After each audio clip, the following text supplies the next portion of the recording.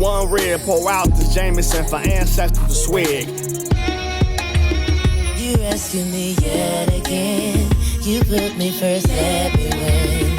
You make me feel better than the mother dudes.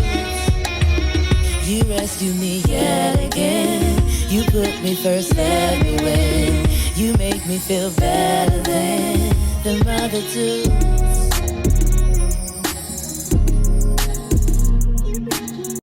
No, there's no guessing game. And to be honest, even when I was young and I was dating, I'm not even gonna say that because it doesn't sound good. I'll tell y'all off camera. I'm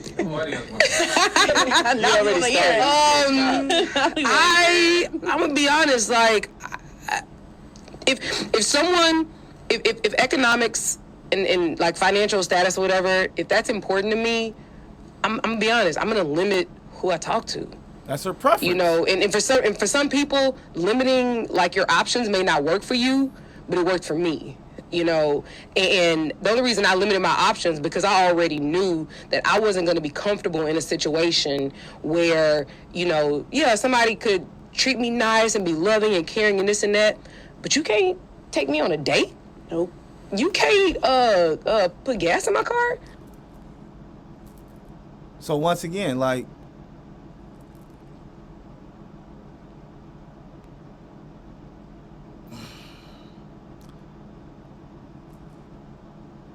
I understand where she's coming from, okay?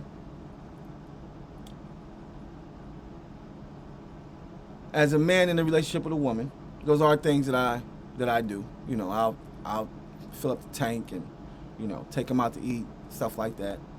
I think every man can do that. Every man that's out here dating who feels as though I want to date and see women can do that. So what kind of man are you talking about? You know what I'm saying, that can't take you on a date or can't put gas in your tank? A lot of that, I'm going to tell you one thing, putting gas in your tank, that's not something every man is going to do because every man wasn't taught that. I can tell you firsthand the reason that I've done it for women before is because I've seen my father do it for my mother for years, okay?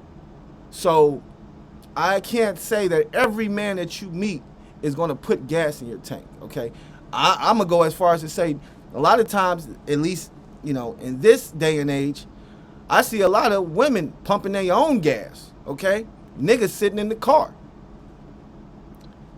So, yeah, it's yeah, you know, it's what it is. You can't, you know, fly us somewhere, you know, for an anniversary. Yeah, I mean, I think a man can do all those things. So I don't know what she's talking about where she's like, you can't do these things? Like, what kind of man are you dealing with? Because my thing is, if you're dealing with a man who has a job, okay, he ain't even got to have no real education. As long as he has a job, he can do all those things, okay? Now, it's about how you want those things done. Now, if you're saying you want a man that could just drop everything at the drop of a dime and be like, baby, let's go, we going to Florida, and he just go and y'all just go out of town. There's not too many men that can do that because that's expensive, as well as you got to be worth it. So, no. But what I can say is that if you're with a man who works hard and you tell him, hey, babe, you know, I want to do something for our anniversary. I want to go out of town for our anniversary. If you give that man some time, you know what I mean? I would say, you know, give him 3 months. You know what I'm saying? To save up some checks. And to move some things around, to budget some things. Then, you know, that's how you do it, okay? Because a lot of men don't have the money to just drop and just do the things, these extravagant things you guys want to do. Go on trips and go here and take this.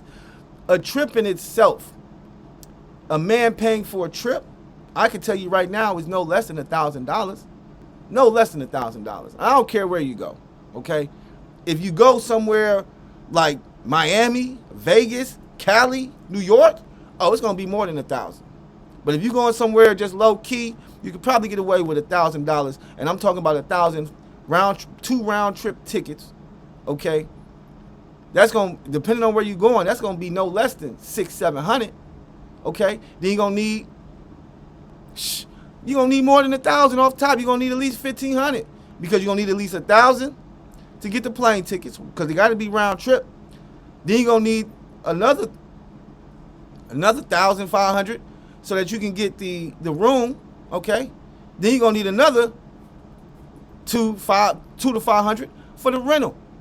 So yeah, and then I still gotta have money to come back to when I get home. You know what I'm saying? Like, so it's definitely delusional when women talk like this, like, oh, you can't take me on a trip and you can't do this and you can't do that. I'm quite sure any and every man with a job can do those things. It's just about how you want them done. And if you can't wait, or if you can't understand a man has to budget his money and move things around so that we can make shit happen, then you're definitely not the woman for me. And that may be why you don't have a man now. You know, these are like real talk. These are kind of basic things. Let's take the whole plane thing out of it. Not basic. A date. You know, like we talk about this. You know, like when you go to therapy or something, they'll say have a date night. You know, and let's just say that date night is at your house, but the lights cost, the gas cost, the water cost, the champagne cost, the cooking oil cost, the steak cost, everything. What's she talking about? Like, you at my house for dinner. So who's paying all these bills? You are? Oh, I'm at your house for dinner? Well, why would we even have to talk about that if you invite me over your house for dinner and say, hey man, come over to the house for dinner, I want to feed you. Damn, I got to come over to the house for dinner, and while I'm eating, you thinking, oh damn, he's using up all this electricity. He's using up my heat. This nigga done ate 3 burgers. This nigga, like, what? That don't even make no sense. Like, what? Girl, bye. So you need money. And I really think it's like it's real bullshit that people act like money is not important. Yeah. Money is important. Money is not important. Money is not important. Money is not important. Time is important. Okay? You can have and it's crazy because we have individuals who, you know, movie stars and actors and athletes and stuff who will tell you like, yeah, the relationship didn't work out because they wasn't spending no time with me. They was never around. They were never here with the family. They was never this. They was never that. So you got a man who's there all the time with you, helping you out, going to work, stuff like that, and you still have a problem. It's still, you know, you can't take me on a date. Like honestly, if you are with a man and you be like, yo, let's go on a date sometime, and he says, well, you know, I can't do it right now, but you know, I'll let you know when when I can do it. That's his way of saying, shit, it ain't in my budget right now, but I'm gonna move some shit around, and then hopefully once I get another paycheck, then maybe next week or, you know, next weekend we can go out to dinner. Is that too much? Is that bad? Like, is that a bad thing as a man? Like, well, we can't go out this weekend, but we can definitely go out next weekend. Is that a problem? Like, I don't understand what type of men she's dating. Like, you women kill me talking about men don't got no date. They don't want to take you on a date. What kind of men are you dating? And on top of that, I don't know any man that wants to talk to a woman or be with a woman that would not be willing to, all right, I'm going to take her to get something to eat, or I'm going to take her out for a drink or two, or I'm going to take her, you know what I mean? But not take her out of town. But I'm going to take her to get a drink, take her to get something to eat, something like that. I don't see too many men that won't do that, especially if you're a good woman. If you a good woman, if you that right woman, I know men that'll spend their last to make sure that you happy, okay? But that's for the right woman. Money is when it's not about, and I agree. Listen, you need money regardless, especially here, right? Now, it's not about the money. It's about the expectations and the level and the amount of money that you're requiring. See, that's when things become delusional. Because it's like, if you're requiring, for example, a $500 dinner twice a week, now you're spending $50,000 a year. That's kind of crazy. I was like, yeah, you came out nowhere with who's that? I mean, I'm sure A $500 dinner is, but here's the thing. Think about it. I've been to dinners, you've been to dinners, right? If we go to Ocean Prime, that bill is gonna cost $400. That's another $80 tip at least. Twice a week? But if you go on a Monday and a Friday, You go on a Friday and a Saturday. Maybe you don't go to dinner, but let's say you do something, right? It's still a lot, right? But some men can do that and not even bother them. But that's not the point that I'm making. The point is that I'm saying is, first and foremost, when you're starting to negotiate, right, expensive livings, you already put yourself in a very small percentile of men that you have available. Yes. Okay. Then you have to look at what is realistically your odds. Now, I'm just gonna be blunt. Please do. Then you have to consider how you look, right? And what those men are wanting. If those men in this area are wanting black women, then and you're a white woman, you might be asked out. You know what I'm saying? And vice versa. If they want a skinny woman or a thick woman, now you have to really, really weigh out all of the variables for this small percentile. And then you have to be like, okay, I really have a 1 to 2% odds in this country. And then on top of that, the crazy thing is, they still might treat you bad. And they still might not be a family man. And they still might possess the core values that you're looking for, and you're going back at it again. What's the alternative? Me providing for my family, busting my ass at work to try to make the bills and take care of the kids, and while he does what? Sit at home? No. What's the alternative here? What you mean sit at home? Why? Where the fuck does that come from? Where does this mentality I understand the mentality probably comes from the fact that she's dealt with men who maybe didn't have jobs, maybe who did sit at home and shit like that. But my thing is this. I think she can stop all that very quickly by just coming out in the beginning of the first dinner, first date, okay? And letting that man know where she stands and what she's looking for. There's no reason to go on for 3, 4, 5 a year to find out what you want. You know what you want, and you already know if that man is able to give it to you, okay? A lot of times these women know that this man is not the man that they want, but, he's fun, he's cool, he's attractive. I'll rock with him for a little while. And then after you rock with him for a little while, you're like, all right, I'm cool, I'm about to move on to the next, try to find another guy.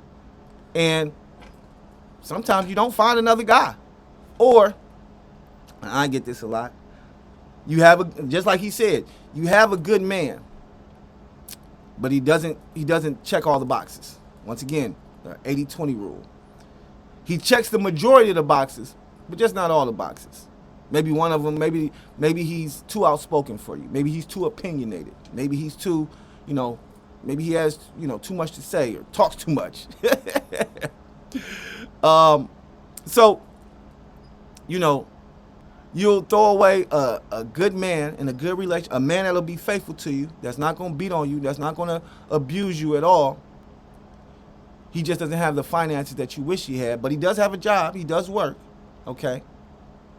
You're going to throw all that away because he can't fly you out of town for your anniversary. Really? Because I'm not willing. I'm not willing to do that. I just feel like my life would be harder if I did that. If I just decided, okay, I'm just gonna take this guy because he's a cool dude and he doesn't have money. I'm gonna have to come with the money, but he's a great guy. That puts a lot of stress on me, and that makes me have to walk into my masculine the whole rest of my life. I gotta be the man. How much money is good enough for you? And I'm going to tell you how delusional we are. I actually think, hold on, before you answer, I don't even think that it's a dollar amount. I think is what you bring in, how you manage your money, how you spend your money. I agree. I feel like we're going back to the point of just being able to provide. So, like Aaron said, it's not the dollar amount, but it's like whatever you have with whatever dollar amount you bring. Listen, what are you doing? You want to argue semantics? Because we could do that. Because I can say right now, do all three of you are willing to live in an 800 square foot apartment the rest of your life? In what city? In Brooklyn.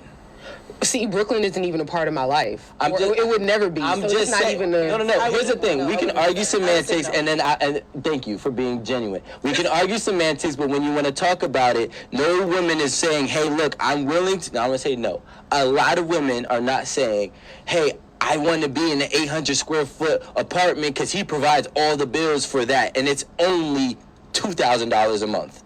But listen to this.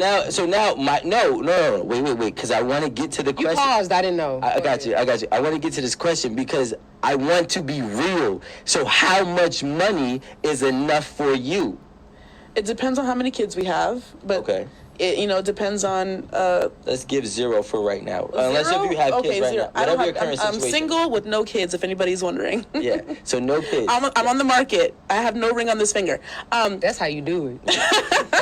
Just putting that out there. My DMs are open. That's going to be your thumbnail.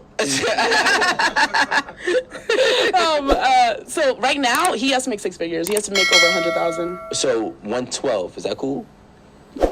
It's over. After taxes,